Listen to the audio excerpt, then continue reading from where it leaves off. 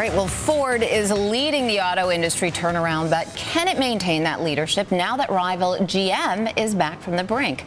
Suzanne O'Halloran is at the Detroit Auto Show, where she spoke with Ford CEO Alan Mulally.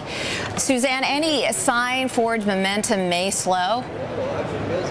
Not at all, according to CEO Alan Mulally. He's as optimistic as ever about the Ford turnaround story, and he thinks that's going to get even stronger as the U.S. economic recovery takes hold. Well, I think so, because based on the strength of our products and the fact that the economy is recovering, it's very positive for all of us. And as you point out, this is a slower recovery than we've had in the past, but we're in a deeper hole. But probably the most important thing for Ford is, as you pointed out, during the toughest of times, we continue to invest, even accelerate our investment in these new vehicles that you're seeing here today. So we are here with the best cars and trucks in the world for the consumers as the economy comes back. Okay, UBS actually increased their price target for Ford shares today based on the view that you're going to be taking market share. Who are you taking market share from? Well, I think that in general it's from everybody because people love the products, and so the domestic producers are competitors worldwide.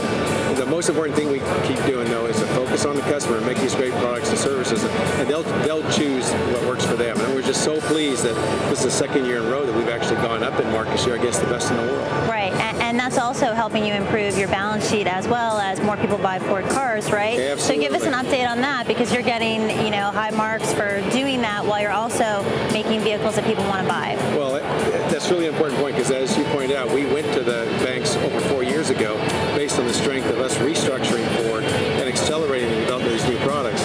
And now we're paying it back and improving the balance sheet. And in 2010 alone, we repaid nearly $13 billion of the loan that we took out. Remember, it's $23.5 billion. So we're clearly moving back to investment grade much quicker than many people thought. Where are you making the most strides, or where's your biggest growth area in 2011?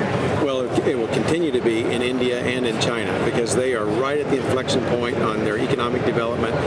They love the Ford brand. Thank goodness Henry set up Ford to operate in each of the countries around the world, because he believed we should be part of the fabric, offer great jobs and great careers as well as great cars. So with these global products now, like the new Fiesta, the new Focus, the Fusion, we're able to bring these products to those customers more quickly than anybody else. You had a birthday recently, a couple of months ago. Happy birthday. Are you thinking of perhaps setting a timetable of when you'll be leaving Ford?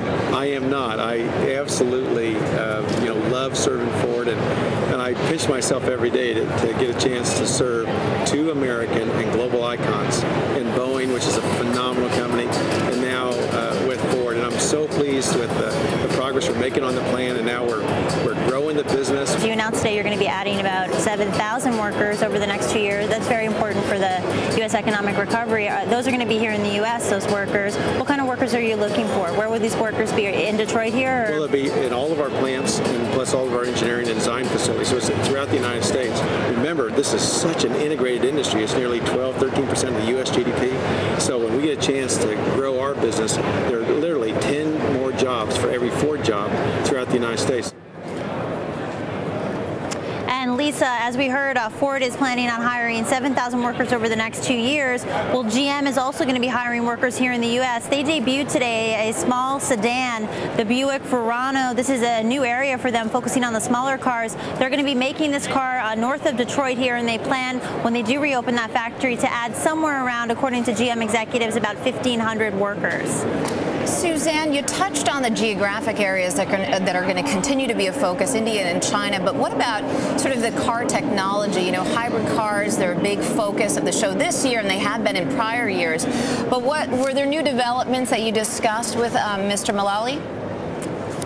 Yeah, and what Ford is doing, Lisa, it's interesting. All of their vehicles are going to become fuel efficient, electric, and hybrid. That's a strategy that they are in the process of now, whereas GM is actually focusing on a standalone electric car such as the Volt. The Volt, by the way, won Car of the Year award here today. Ford's Explorer, the hybrid version, won Truck of the Year. So certainly the competition is heating up, but hybrid and electronic cars are the wave of the future, and a lot of time devoted to that here today. Back to you. All right. Thanks so much.